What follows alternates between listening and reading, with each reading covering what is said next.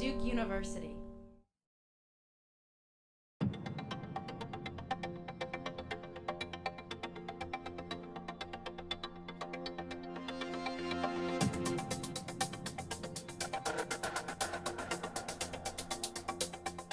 Each quarter since 1996, Duke University Fuqua School of Business, we conduct a survey of CFOs around the globe. Our partner is CFO Magazine, and we have some regional partners also. This quarter, we got about 1,000 responses from around the world, 400 from the US, and the rest spread around Africa, Latin America, Asia, and Europe. And we ask the CFOs to tell us about their own companies, and then we add up what they say about their own companies, and it gives a really good sense of where a given country or region of the world is heading. We asked the CFOs in the United States about the Affordable Care Act, how that might affect their companies. So how healthcare reform might affect their hiring plans for 2014 in particular.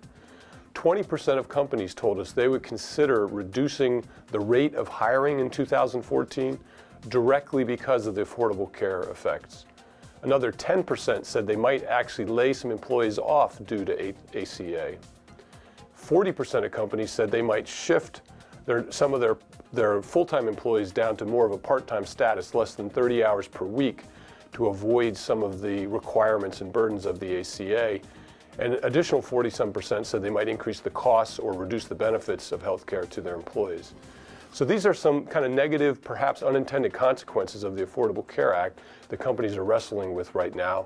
Might actually dampen the hiring horizon a bit. Now let me put that in context though. US companies say they're expecting to increase full-time employment by about 1.4% for domestic full-time employees. That's the rate of growth we need to keep the unemployment rate about constant, maybe have it go down a little bit, because we need to increase number of employees to keep up with a growing workforce each year.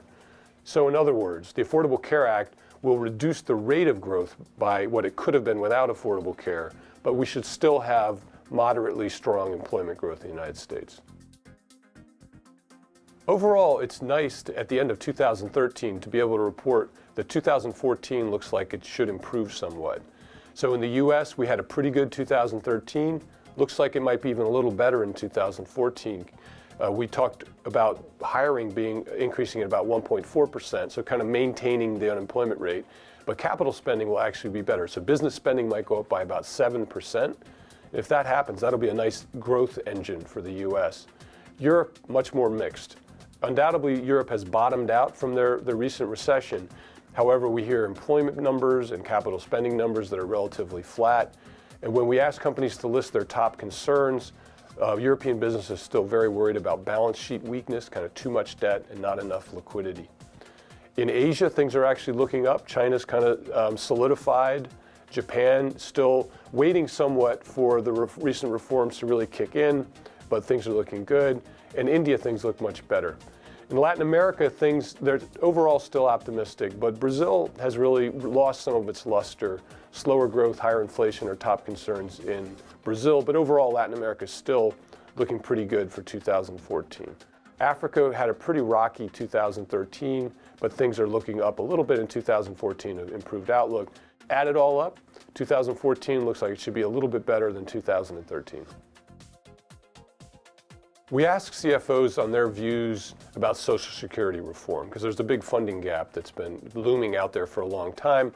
More than 60% of US CFOs say that we should increase the age at which, the required age to get full Social Security benefits. Now, of course, that has implications for the companies.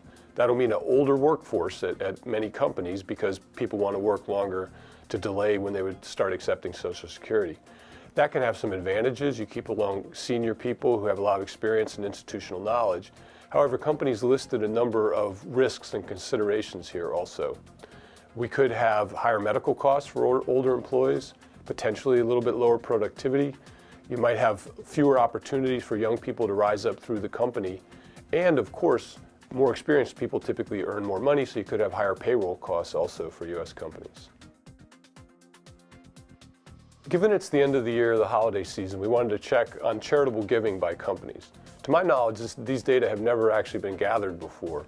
We found in the United States, 56% of companies have charitable budget, where they would give directly to a charity. That is down a little bit. About 6% of companies say they've eliminated charitable giving because of a very tight budget, but still rather strong.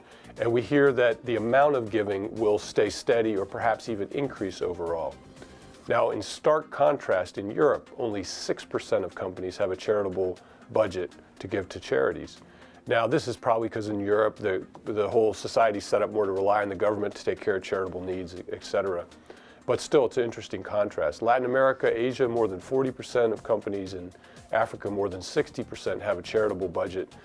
So really, corporate Scrooge lives over in Europe, if anywhere, at this time of year.